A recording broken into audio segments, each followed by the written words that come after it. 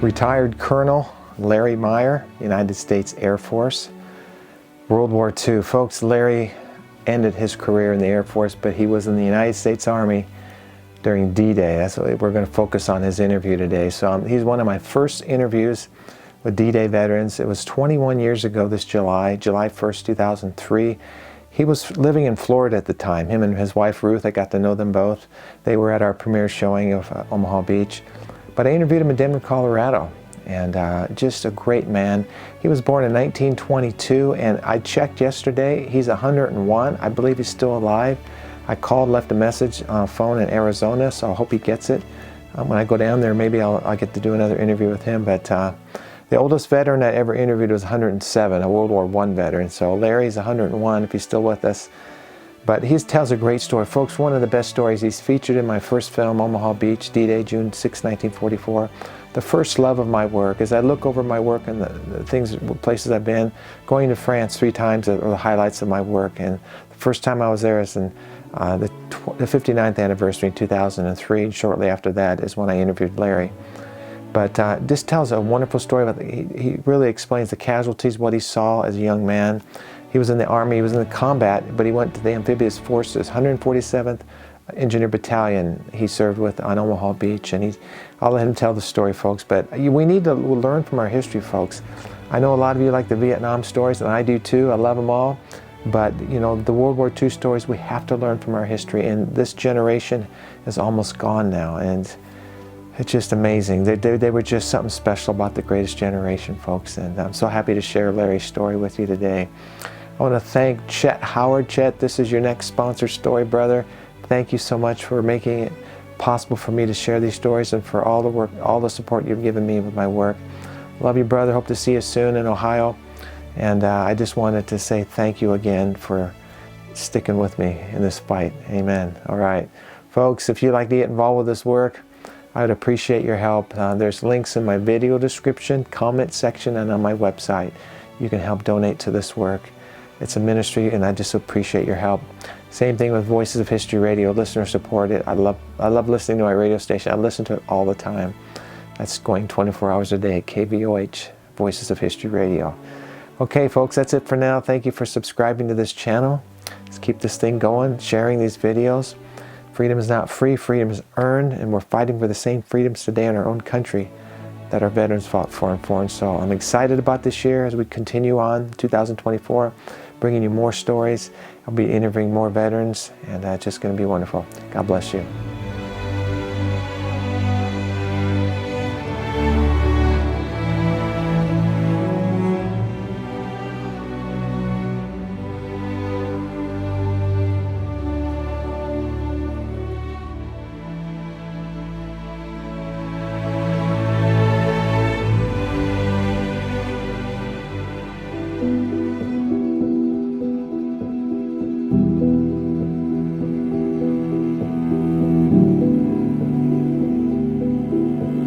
Be relaxed, the questions are harmless, but just the first thing I want you to do is just to introduce yourself. I know who you are, and just tell me the unit you're with over there, and a division name or whatever. Yeah, okay. Just go ahead anytime you're ready. Okay, now, okay. You want to start then with D-Day, in other words? Yeah, I'll just ask you the questions. We're going to focus on D-Day, prior to D-Day. Okay, good. Okay, that's what, all right, okay, all right. Just give me a little introduction. Okay, I'm Larry Meier. I'm a retired Air Force colonel. I spent 24 years in the service. Of that, 9 years were spent in the U.S. Army. I enlisted in December 1940. I was at the University of Kansas with a group of engineering students, and the war came along and we were all going to be drafted, so we all went down and enlisted right after Christmas on 1940. And we went to Fort Leavenworth, Kansas, and took our basic training there with the 6th Infantry Division. And it later moved to Fort Leonard Wood, Missouri, which is the home of the Army Engineer Training. So when we got there, we did all our basic training and our technical training at Fort Leonard Wood, Missouri, and we got a lot of experience with, particularly with river bridges, in other words, pontoon bridges and fixed bridges across the river. And so that's really where I got interested in the engineering side of the thing. So in 1943, I believe it was October, I was selected for officer training school, and I went to Fort Belvoir, Virginia, and I graduated as a second lieutenant in February the 17th, 1943. And I was assigned to a unit that was on maneuvers down in Louisiana, and they were scheduled to go to North Africa. And they were doing the invasion of North Africa, which was the first amphibious experience. But this particular unit had already completed their final combat readiness tests, and I was fresh out of school. And so the colonel said, well, I've got so many young lieutenants, we're going to leave you guys that aren't combat ready behind. And so they sent us to Camp Swift, Texas, which was also an engineering base. And there I joined the 1116th Engineer Combat Group. And we had 2 battalions of combat engineers, the 146th and 147th battalions. And we went through our combat training there, went through all our readiness training. And about the time we got ready to leave, July, they came and they said, we're going to do the invasion of Europe. We're going to ship you guys to Fort Pierce, Florida, and you're going to become amphibious. So we went from combat into an amphibious environment, which changed our whole perspective of what we were doing, because now all of a sudden we were supporting the troops to getting onto the beaches and building up our experience in bringing in engineering supplies, building roads and bridges that were knocked out and things like that. And so we went through training from July of 43 until October the 17th, and they sent us up to New York. We got on the U.S.A.F. Mauritania and went across to Europe and landed in Liverpool. And then they shipped us down to the southern England to a town called Torquay, which was basically the assembly area for all the engineering type troops that were assembled there that were going to go through the maneuvers to set up the training for Normandy. So while we were there, we went through 5 major maneuvers where we'd get on the boats, just like we were going to go across to France, and we go around to either Whitepool Sands, which is on the English Channel side, or we would go to Liverpool when we had a place called Blackpool Sands, and we'd actually go through an amphibious landing. So we did everything basic except fire at somebody. There were no enemy there. We just go through the exercises of going through, bringing in all our supplies and doing some engineering type work like repairing roads and building fixed bridges and letting tanks go over them to see whether our bridges would hold up and that type thing. So we did that until June the 6th came along, and on about the 4th of June, they came in, and I was picked up and moved to the 147th Engineering Battalion, and all of a sudden I was an assistant operations officer, and I was responsible for all the reconnaissance work, because we knew we were going to need all sorts of timber for bridges, we were going to need water supplies, and we were going to need gravel and things like that to do road work. So I trained, I guess with the battalion for about a month, and then it came time to start loading the boats to get ready to go, and they came through and they said, okay, all these young lieutenants, we want them to become cargo officers. So we went down to the shore, to the, what do they call it, the docks, and each one of us were assigned an LST, and our responsibility was to load the boat according to the priorities of the supplies that were going to be needed. Obviously, ammunition was put to the front, medical supplies was the second thing in, engineering supplies were the third, and then the basic logistics like clothing and guns and things like that was the last thing. So we went through that exercise for a couple of weeks, and all of a sudden we got a call one night and says, okay, you're to report to Plymouth. We're going to load you on the boats. We're actually going to go through with this thing. So we went down and we got on the boat. I got on an LST, I think the number was 641 as I remember correctly.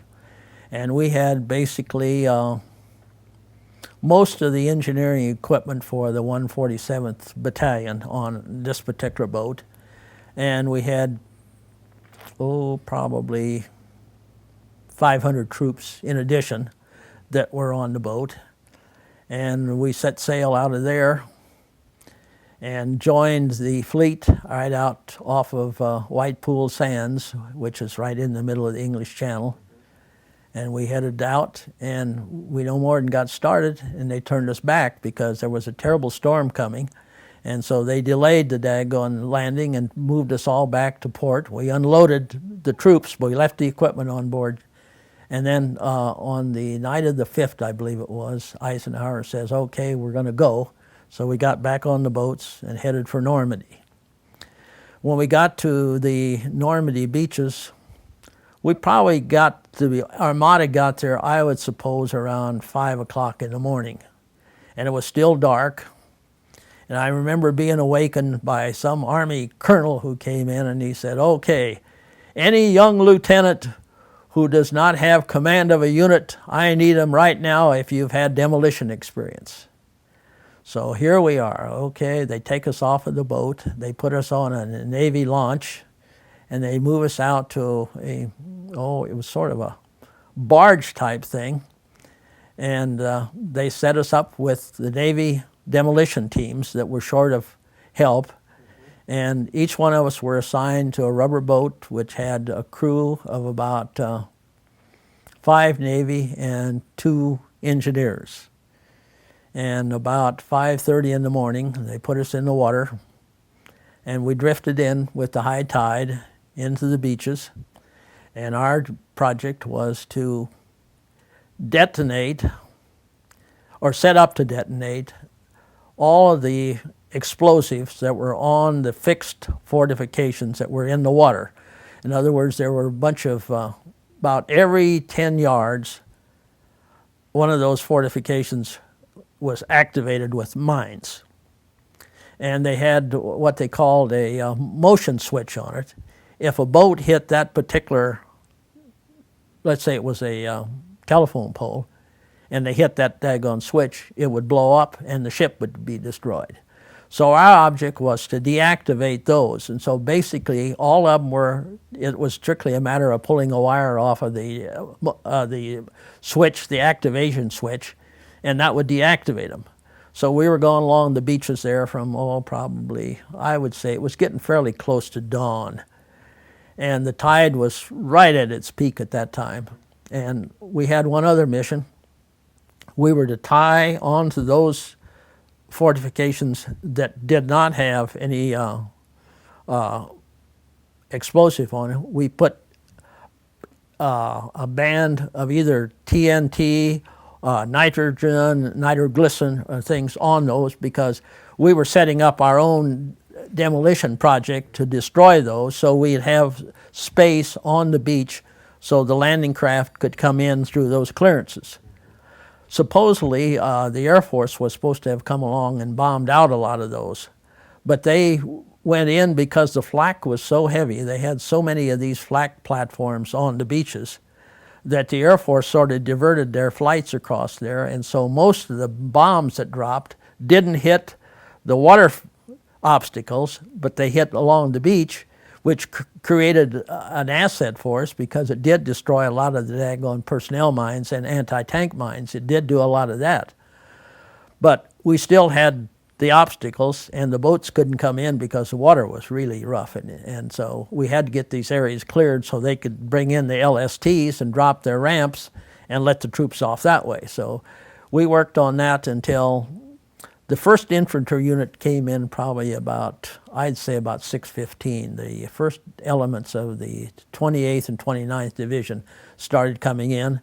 And so the Navy commander said, okay, you guys can't get in the way of all these infantry. We're going to move you around over on the other side, which wasn't being landed on at that time, and we're going to work on removing personnel mines and things that were all along the roadway. There was barbed wire entanglements, so we had Bangalore torpedoes to knock out the barbed wire. There was a lot of cow pasture along there. It was up on a hillside. Oh, I suppose you're probably, if I said 100 feet, that would probably be about how that cliff was. So we had to get up along that cliff then, and we'd walked along the barbed wire fences, and they'd had all sorts of anti-personnel mines that were on little kick wire type things, so we had to deactivate those because they would explode in everybody's face, and so consequently we were losing a lot of troops that way. So we did some of that the best we could. And then all of a sudden the U.S.S. Texas and the Missouri, I believe, were the two battleships, came along, and they released all their rockets. And a lot of those started landing in the areas where the machine gun nests were and things like that up on the hills. And so we had to sort of evacuate. So we went down on the beach then, and we helped the beach master sort of bring people in, and we'd go down if the boat got hit and couldn't get off, or we had to help push the boats off and things like that. And so we watched all the troops come in, and about, I'd say about 1 o'clock in the afternoon, I get a call. I had the responsibility for the brigade too, for bringing in all of the heavy equipment, particularly the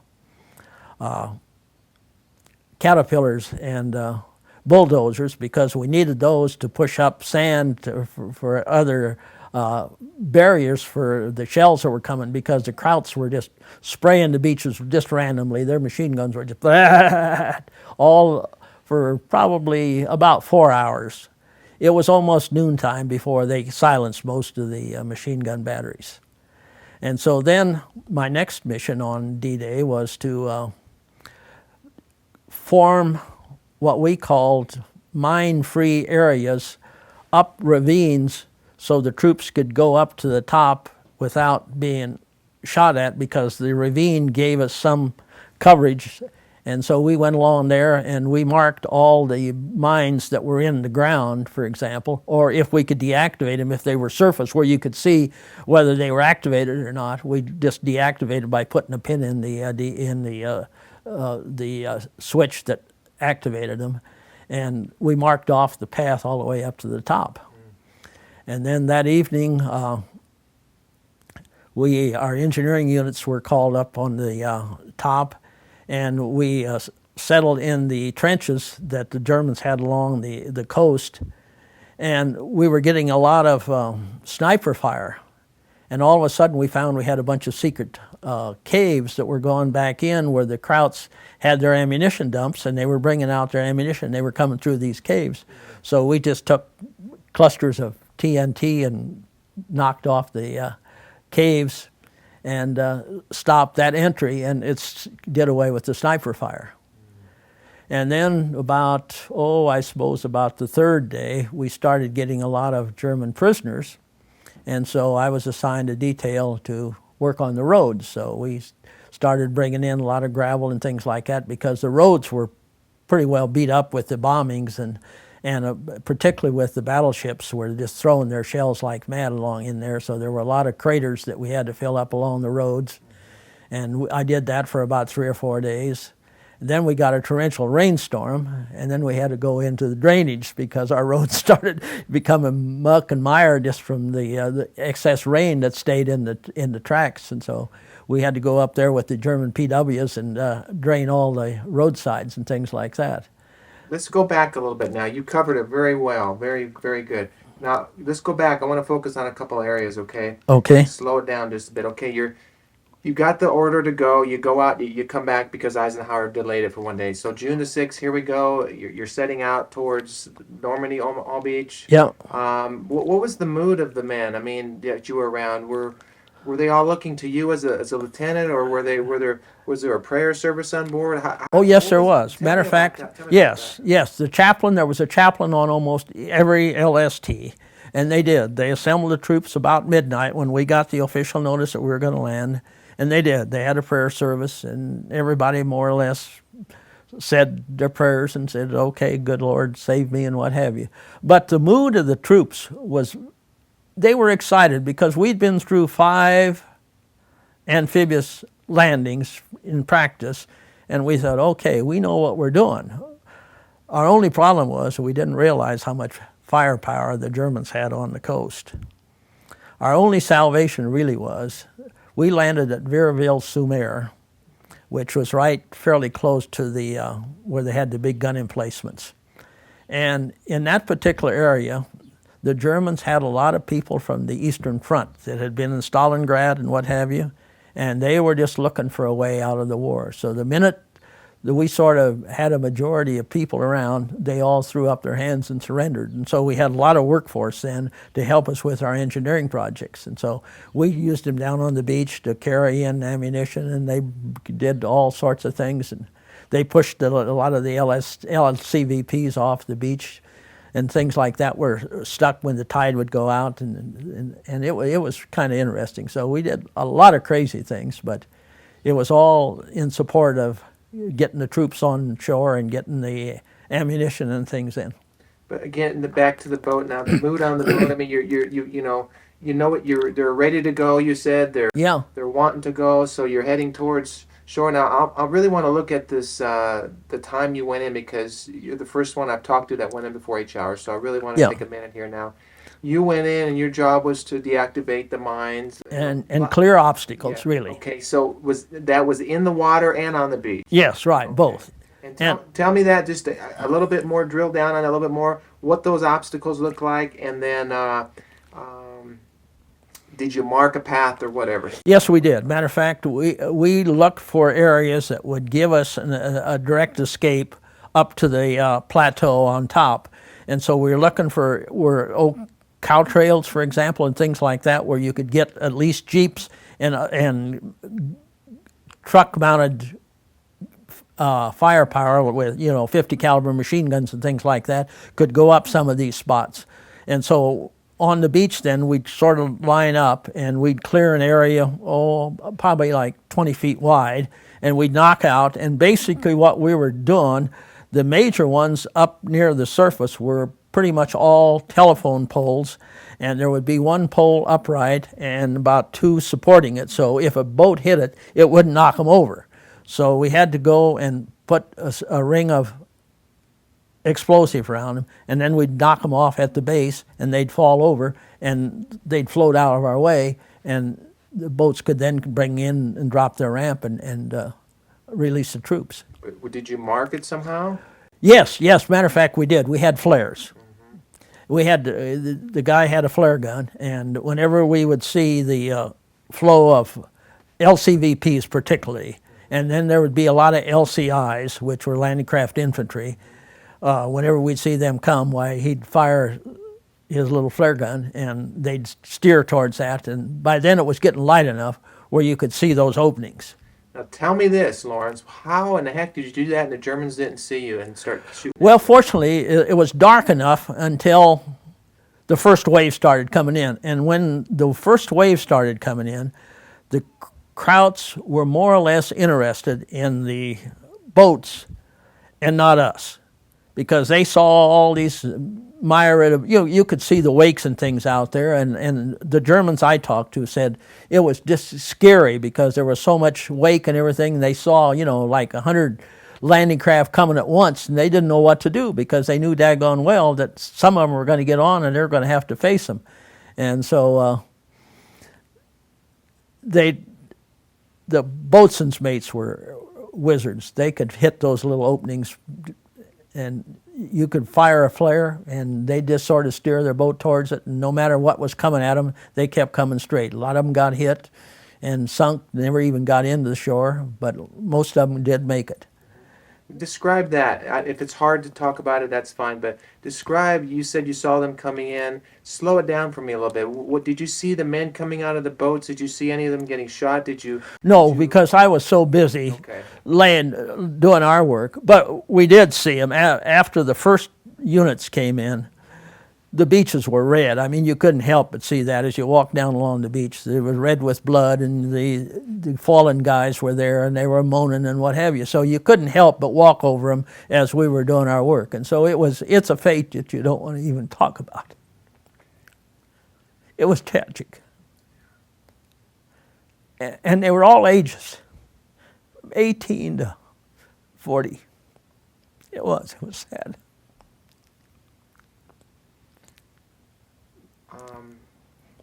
Did you see the movie Saving Private Ryan? Yes, I Did did. that bring back any bad memories? Was it hard for you Well, to watch that? not The beginning of the movie. yes. No, I thought it was fairly realistic. I was rather impressed with how well Spielberg put that together.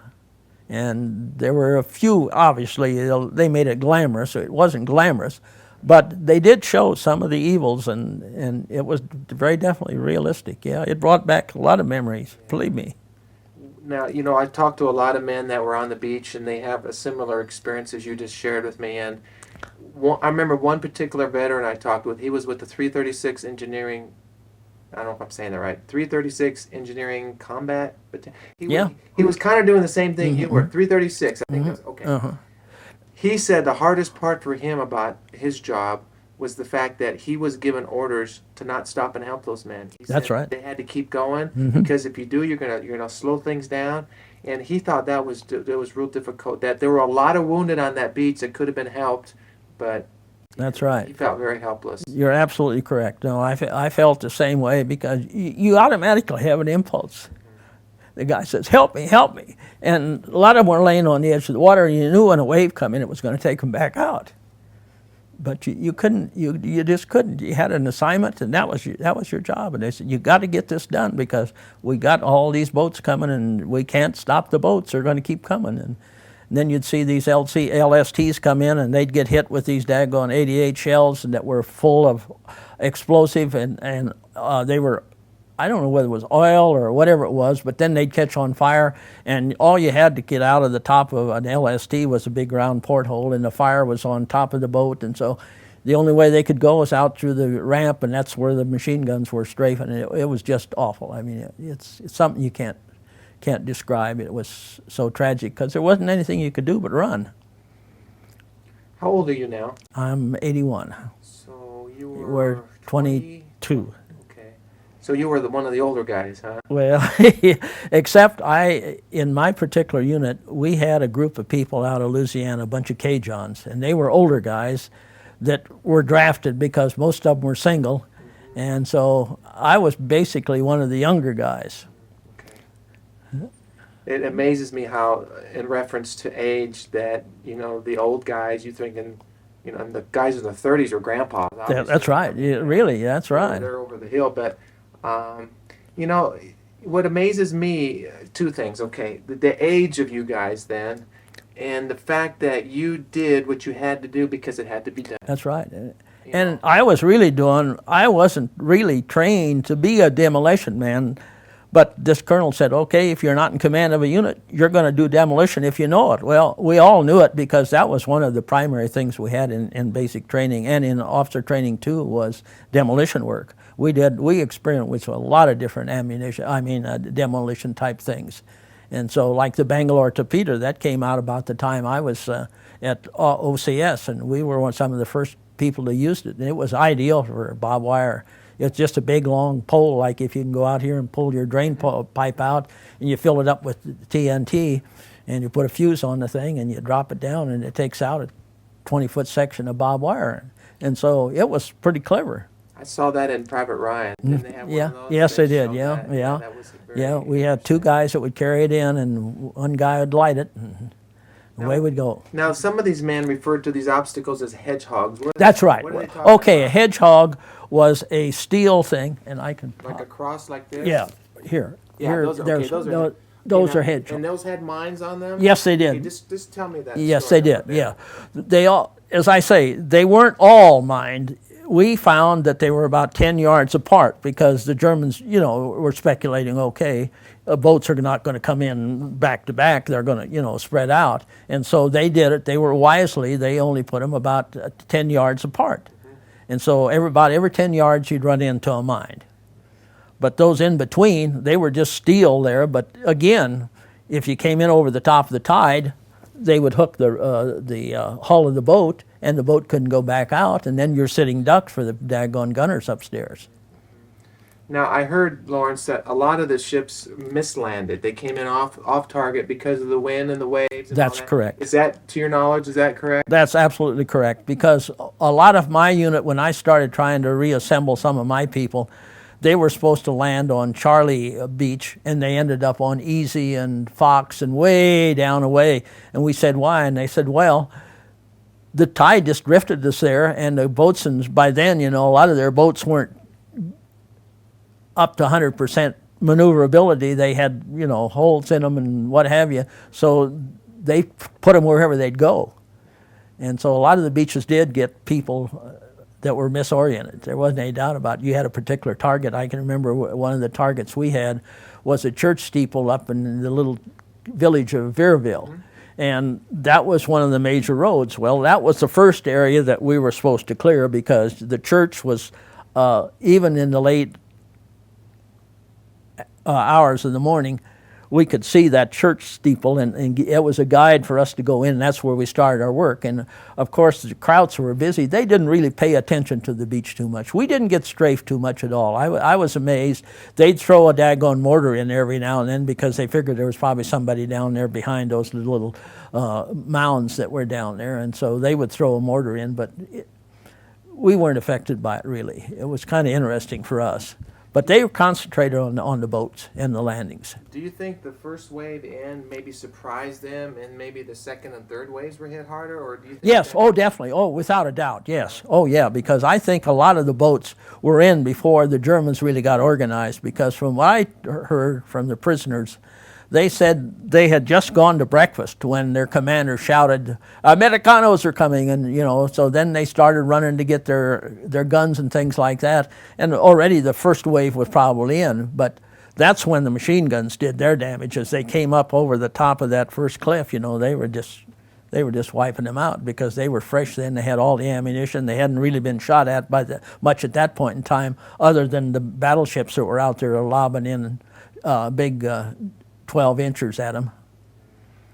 Do you have any knowledge of the minesweepers that helped sweep the channel? Do you know who did that, or what that was all about? All I know is it was done by the Navy, and they did have specific ships that did float with the convoy, and they were out ahead of them as we came across. Okay, just do me a favor.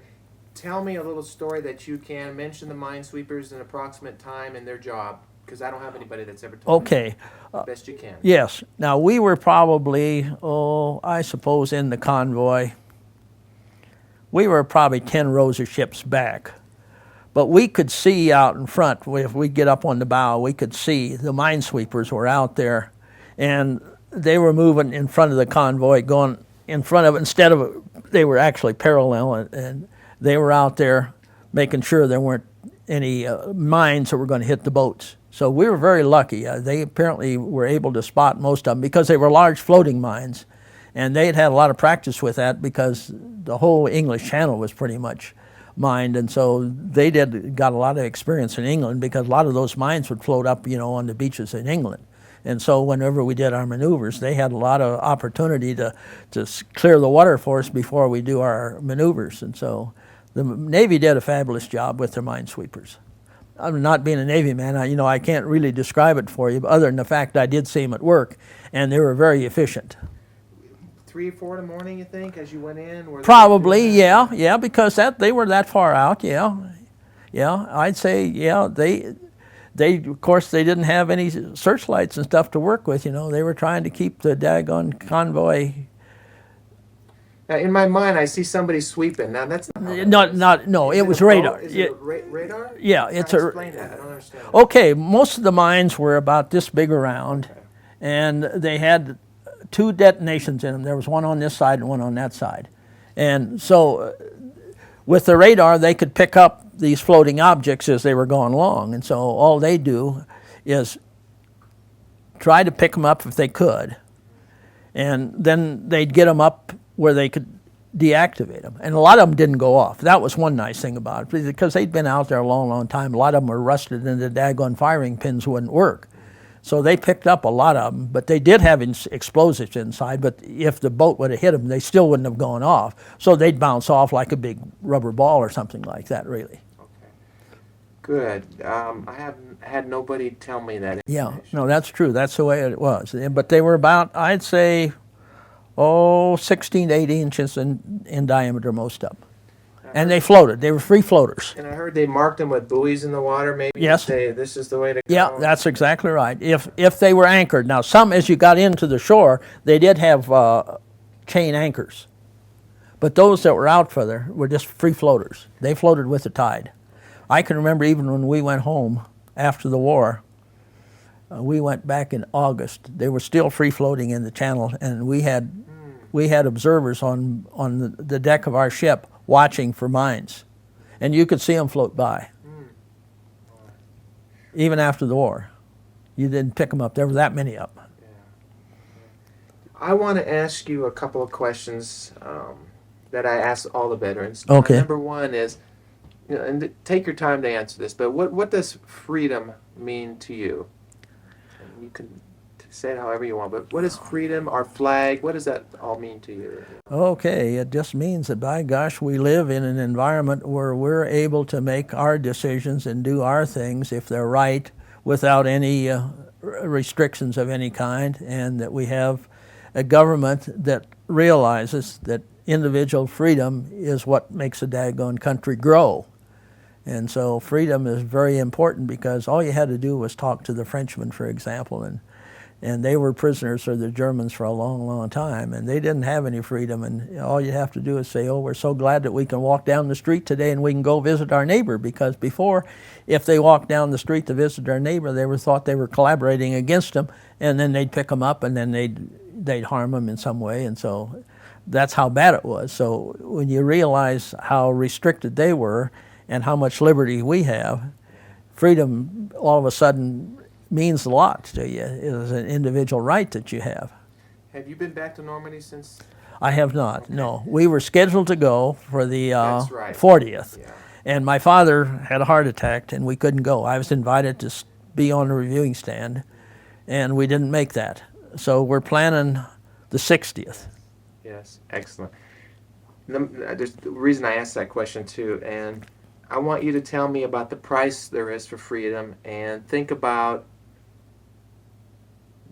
obviously the American cemetery that's there. There's 10,000 graves, and I walked through that cemetery, and you can't help but shed a tear, because you can see all around you the price for freedom. So this. Well, that's right, and I can go back. I was stationed in Cheyenne, Wyoming at one time, and we went up to the Battle of the Bighorn, and we saw Custer's graves and things like that. And it brought tears to my eyes, because I thought, here are these guys out there trying to get rid of the Indians who were doing a lot of damage, and they showed their bravery, by going out there on horseback and chasing those Indians and things like that. And so it goes back to that, and so it means so much to me, and I just can't describe it, but I know this. June the 6th, I picked up the Naples paper. There wasn't a single thing in there. I turned to my wife and I said, how could they forget? So we called the editor, and he couldn't explain it. He said, I guess we must have missed this one. And it has a couple of 100,000 circulation. Well, that angers you. It did. I mean, how the heck does that make you a veteran? Yeah. Because I get up every June the 6th, put my flag up, and give it a big salute. And I lost a brother over there, too. Normandy? Yeah, he's in the cemetery. Can you tell me what happened? Yes, he was in infantry. His story is sort of tragic. He got out of high school in 1943, June. Mm-hmm. He was drafted, was sent to the Coast Artillery out in the Presidio of San Francisco, was trained on 12-inch guns, just finished his basic training, and they said, well, we need a bunch of young officer material. We're going to take a group of people. It was called Army Specialized Training, and they sent him to the University of Indiana. He enrolled, and he served almost a year there. And about May of 44, they came in and said, you guys are going to be replacement for the infantry over in Normandy. So they put him on a ship, and he landed on the 10th day of June and was a rifle sergeant in the 29th Infantry Division. And he lasted all the way through the campaign of San Lo and Avalanche. And when they got to Nancy, he was out on a combat mission and got cut off and was killed. And he got the Silver Star because he saved his whole patrol. So they buried him there. Is he at the cemetery? In St. Laurent. Okay, gotcha. Mm-hmm. Gotcha. Yeah. My brother that lives here in Denver, he's been there. He's seen the grave. We actually have a picture of it. Okay, so he's been there. Yes, my brother has. Yeah. Now, the brother that's here, was he in World War II? No, he came in right after it. Okay. Yeah. See, he was more Korean War and Vietnam. I have another young brother that was in Vietnam as a helicopter gunner, and he went down 3 times. He has a disability for. He got the Silver Star in Vietnam for saving the pilot on one of the gunships. Was he in any of the battles that were a little like there was some movies and stuff about some of these battles? Yeah, but I can't tell you the ones. I'd have to talk to him. I just know that he served 3 tours over there. Well, he did his. Yeah. Now, how much younger is he than you? About 15 years. Okay. I'm going to ask you one more question. And this has been a wonderful interview. I thank you so much. But I'm going to ask you one more question. Okay. And I ask all the veterans this pretty much, but and you've kind of already shared some of it. But if you had a message for the young kids today, the children, or the younger generation, in light of what you went through and what the sacrifices that were made, and looking at today's society, our generation, the things we take for granted, what would your message be to the younger generation today regarding freedom or country or anything like that? You got any thoughts on that? What would you Well, say? I do. I have one fixation which I think is kind of important. In Europe, every kid when he's 19 gets some compulsory military training. And I can't help but think that those people are better citizens after their compulsory service than they would be if they were just freelancing it on their own. And I've been acquainted with a lot of people that went through it, and that's one thing every European that I met that had been through compulsory training told me, Larry, that was a highlight of my career. I would not be where I was today if I hadn't had that compulsory training. So it shows you what service will do to. It's a good thing. It gives you some maturity that you don't get anywhere else. So I believe in the voluntary force. I think that's the way to go. I don't think people should be drafted and tossed into something.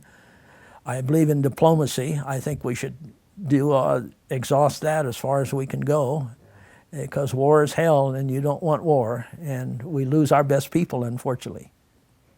You take a look at the casualty list. It's not the guy that was goofing off. It's always the best guy. And I come away with some sad memories of guys that I lost. They were great people. Their lives were cut short. Yeah. And it's amazing what they probably could have contributed to our society. Yeah. And you don't realize the evils of war. When I came back from overseas, I was assigned to Panama to an air base to be a base engineer for a B-17 outfit. So as I stopped in Charleston, I was walking down the street. A car rolls up. One of my best buddies stops. He opens up his driver's side, and I reached in and he had a wooden leg that just killed me. But he was an engineer like myself. And it just got me. But he was a great guy.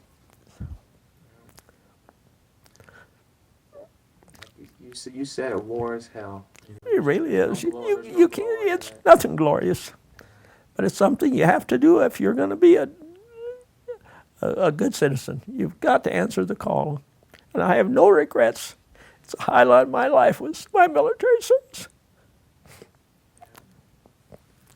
Well, let me tell you, when you mentioned hanging your flag. When I put my flag out, I always reflect back to the World War II generation. And I know there have been wars since, and I respect all veterans, but I feel like that was such a very important time in our history. Oh, no doubt about it. Especially the D-Day invasion, because had we not stopped Hitler, who knows what Yeah, we might be we'd speaking have been German next. today That's just right, like, absolutely. you know, Because that was his goal. There wasn't any doubt about it. And he had the industrial might to do it. There wasn't any doubt about it because, boy, those big factories and things that he had along the Rhine River, they were turning out more ammunition and stuff than we had, and the buzz bombs and all the stuff that he invented all the daggone jets, the first jets, you know, and things like that. And so he would have come for us. I don't think there's any doubt about it. I think the Russians sort of put a curl in his tail, maybe. Again, the dedication, and they did. They fought a valiant battle in Stalingrad and what have you. So when you went to war, and the people that went to war with you, I mean, you had a purpose in mind. You saw him as an evil force that had to be stopped. Right. Maybe not consciously, but you knew it was very clear that there was an evil force in the world that had to be stopped. That's right, because And you joined up with all these other guys, and you had a mission. right, without a doubt, no, there wasn't even a second thought about the thing. When they came and we realized that the draft was going to be out in January, and we were probably going to be drafted anyway. We said, well, what the heck? If we're going to be drafted, we might as well go. We were in school. I mean, we could have probably gotten an exemption for a year. But we said, heck with it. Our number's coming. We might as well go do it and get it over with. And that's exactly the feeling of most of the guys that I served with. I never heard anybody really regret the fact that they were drafted and had to do the job. And that makes a pretty strong statement for that generation. Yes, it does. It really does. They were willing to do what they needed to do for our own freedom. Were you married during the war? No. Okay, so you didn't know Ruth at all? No. I met her after.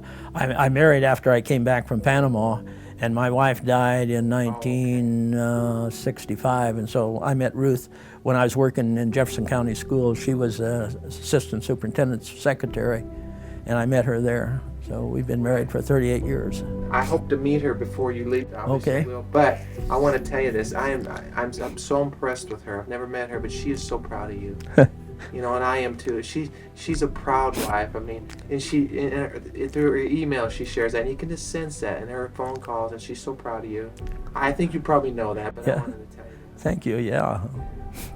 But she's enjoyed the military life with me. I mean, to this day, we still stop at the military installations. And she enjoys that part of it.